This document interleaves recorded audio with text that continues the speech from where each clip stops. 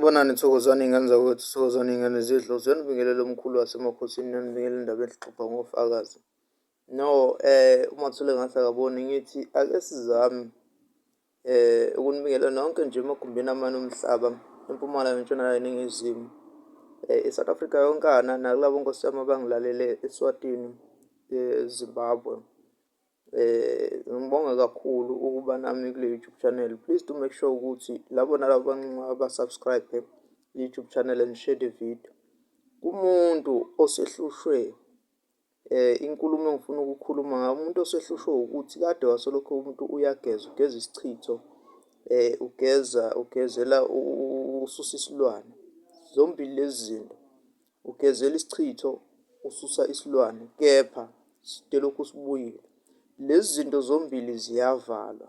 Uma kuyisilwane ngempela siyavaleka, sicushwe singabe sisabuya kuwe. Isichitho-ke kulula usivala, kunendlela yakhona. Angeke ngize ngisho la ngoba phela ngobe sengithwasisa abantu, kodwa sizozame nje ukuthi uma ngabe usubona ulahlekele ngala kumkhulu wasemakhosini, uzwe ukuthi uzothi uma ngabe sekuqeda ukukusebenza wena, bese kwenzekalani kuwena.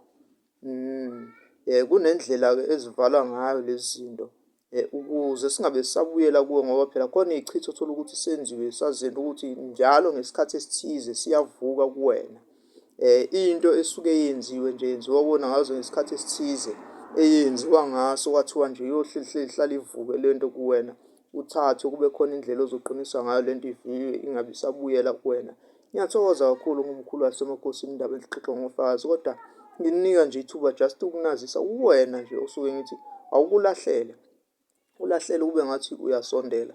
Kunendlela, kunezinto ekwenzeka ngazo umkhulu wasemakhosini okuyisiprithi yakhe naye engenzela ukuthi nawe osuke ufisa ukuthi usondele kade ikuhlupha le nkinga, ukuzame nje ukuthi hhayi, ake ngilahlele kule ndoda, ke ngizwe ukuthi izongithatha ingibekephi uma ngabe ingenza le nsebenzo.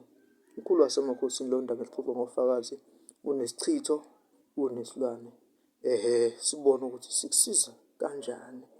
Kodwa-ke uhlukanise esilwaneni nento esuke ikuhlupha, mhlasimbe uthole ukuthi ithinta idlozi nomsamo, ngoba phela isilwane kudinga ukuthi sibhekisise kahle, kunendaba ejule kakhulu kuleyo ndaba, but ngigxile kakhulu kule yesichitho.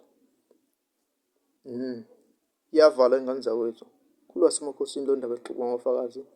Thokozani ingane zakwethu.